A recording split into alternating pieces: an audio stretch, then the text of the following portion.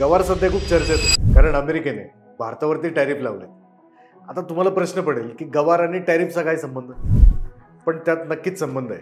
आपल्या इथे गवारची भाजी केली जाते, पण त्याच गवारच्या बियांपासून गवार गम तयार केले जातात. आईस्क्रीम, औषधे, कागद, ब्युटी प्रोडक्ट्स अशा अनेक उद्योगांमध्ये स्टॅबिलायझर आणि बाइंडर म्हणून गवार गमचा वापर. मात्र याचा सर्वाधिक वापर पेट्रोलियम उद्योगात होतो. हायड्रोलिक फ्रॅक्चरिंग म्हणजेच फ्रँकिंग प्रक्रियेतून जमिनीतून गॅस आणि क्रूड ऑइल काढण्यासाठी तयार होणाऱ्या द्रावकाचा गवारगम एक महत्त्वाचा घटक ठरतो.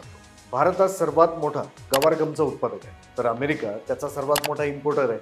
जगातील एकूण गवार उत्पादनापैकी तब्बल 80% उत्पादन भारतात होते.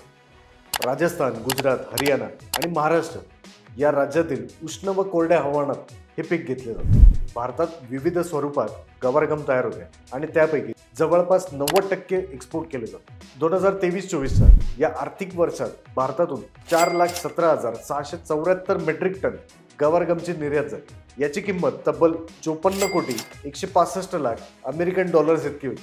त्यात केवळ अमेरिकेचा वाटा $10.60 इतका होता.